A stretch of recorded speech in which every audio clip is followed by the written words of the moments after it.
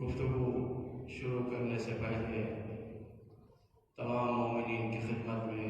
ماہ مبارک رمضان کی تبریک اور تہنیت عرض کرتے ہوئے خدا بند متعال کی بارگاہ میں دعا ہے کہ اے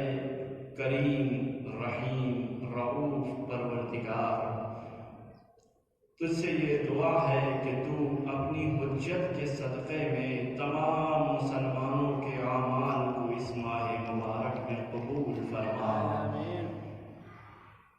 یہ دعا اس لیے کہ ہم یہ دیکھتے ہیں کہ ظاہری طور پر ہر مسجد میں، ہر حسینیہ میں، ہر امام بارگاہ میں، ہر گھر میں خصوصاً ماہ مبارک رمضان میں عبادتیں بہت ہوتی ہیں۔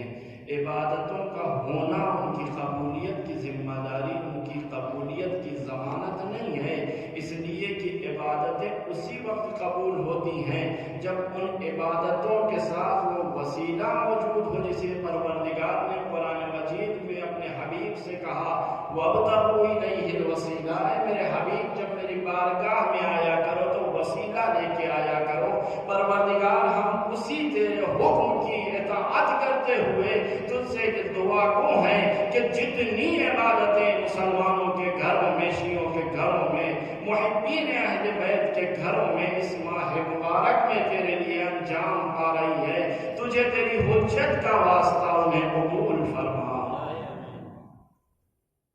تو عبادت ہونا ایک مسئلہ نہیں ہے، چونکہ عبادت ہو رہی ہے۔ آپ جس گھر میں چلے جائیں، کہیں بچے قرآن پڑھ رہے ہیں، کہیں نوجوان قرآن پڑھ رہے ہیں، کہیں ماں بہنیں قرآن پڑھ رہی ہیں، بزرگ قرآن پڑھ رہے ہیں، ہمارے بھائی قرآن پڑھ رہے ہیں، راستے میں، سفر میں، حضر میں، آفس میں، ٹرین پہ، بس میں، جہاں جس کو موقع مل رہا ہے وہ اس ماہ مبارک کو اپنے ہاتھ سے جانے نہیں دینا چاہتا۔ ہر انسان یہ سوچتا ہے کہ جب یہ موقع میرے ہاتھ آ گیا، اس ماہ مبارک میں اللہ نے حیات دے دی ہے، تو میں اس ماہ مبارک سے فائدہ اٹھاتے ہوئے، اس ماہ مبارک سے استفادہ کرتے ہوئے،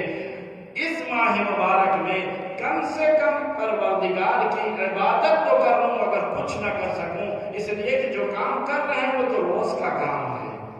وہ روز کا کام ہے، آفس جانا ہے، آنا ہے، گھر میں کھانا بنانا ہے، رہنا ہے، اٹھنا ہے، بیٹھنا ہے، دوست ہے، احباب ہے، لیکن یہ 30 دن جو پروردگار نے گولڈن چانس ہماری زندگی میں رکھا، وہ ہر سال پلٹ کے نہیں آتا ہے، لہذا ہر انسان کوشش کرتا ہے، ہر انسان صاحب ایمان مسلمان ہر ایک کوشش کرتا ہے کہ اس ماہ مبارک رمضان میں کچھ اعمال کر لیے جائیں۔ تو اعمال تو ہو جاتے ہیں، لیکن ان کی قبولیت کی ذمہ داری کہاں ہے؟ ان کے قبولیت کی ضمانت وہی ہے کہ جب پروردگار نے جو کہا اس پر عمل کیا جائے۔